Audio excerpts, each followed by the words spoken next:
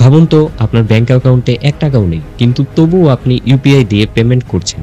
শুনে কি অবাক লাগছে? কিন্তু এবার আর অবাক হওয়ার কিছু নেই, কারণ এনপিসিআই নিয়ে এসেছে একদম নতুন এক পরিষেবা, যেখানে 1 টাকাও না থাকলেও আপনি করতে পারবেন ইউপিআই পেমেন্ট। চায়ের দোকান থেকে শুরু করে দামি গ্যাজেট, আজকের দিনে প্রায় সব জায়গাতেই ইউপিআই পেমেন্ট ব্যবহার করা হয়। কিন্তু সমস্যা হয় যখন দরকারের সময় ব্যাংক অ্যাকাউন্ট ফাঁকা থাকে, তখন মাথায় হাত। তবে এবার আর সেই ঝামেলায় পড়তে হবে না, কারণ national payment corporation of India চালু করছে ইউপিআই ক্রেডিট লাইন নামের এক দারুণ ফিচার। এই পরিষেবার মাধ্যমে আপনার অ্যাকাউন্টে টাকা না থাকলেও আপনি লোন নিয়ে ইউপিআই পেমেন্ট করতে পারবেন।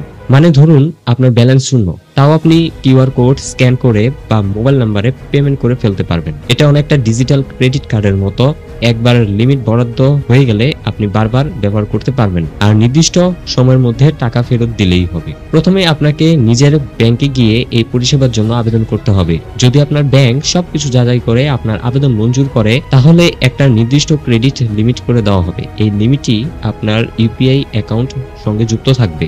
এরপর থেকে যখনই দরকার সেই লিমিট ব্যবহার করে আপনি পেমেন্ট করতে পারবেন, ব্যালেন্স না থাকলেও। এই সেবাটি নিতে হলে কিছু শর্ত মানতে হবে। আপনার ব্যাংকিং ইতিহাস বা পাসবুক ট্রানজাকশন চেক করা হবে, ভালো সিবিল স্কোর থাকতে হবে, পূর্বের নেওয়া লোন যদি থাকে সেগুলো সঠিকভাবে পরিশোধ করা হয়েছে কিনা সেটাও দেখা হবে। এই ইউপিআই ক্রেডিট লাইন ব্যবহার করে আপনি যত টাকা খরচ করবেন তা 45 দিনের মধ্যে ফেরত দিতে হবে। যদি 45 দিনের মধ্যে ফেরত না দেন, তাহলে ব্যাংক সুদ সহ টাকা কেটে নিবে তাদের নীতিমাফিক। এই সুবিধা আপনি ব্যবহার করতে পারবেন জনপ্রিয় ইউপিআই অ্যাপগুলো, যেমন ভীম, Google Pay, PhonePe, Paytm, PayZapp ইত্যাদি। আর ভালো খবর হলো, সরকারি হোক বা বেসরকারি, প্রায় সব ব্যাংকেই এই সেবা চালু করতে যাচ্ছে। এক কথায় টাকা না থাকলেও আর কোনো চিন্তা নেই। এনপিসিআই এর ইউপিআই ক্রেডিট লাইন এখন আপনার ডিজিটাল কেনাকাটাকে করবে আরো স্মার্ট আর ঝামেলাহীন। তবে হ্যাঁ, এই ফিচারটা যেন অপব্যবহার না করা হয় সেটাও মাথায় রাখা জরুরি। সময়মতো টাকা ফেরত না দিলে কিন্তু সুদের বোঝা বাড়বে।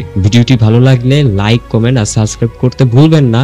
এমন আরো আপডেট পেতে চোখ রাখুন আমাদের চ্যানেলটাকে সাবস্ক্রাইব করে দিবেন অবশ্যই।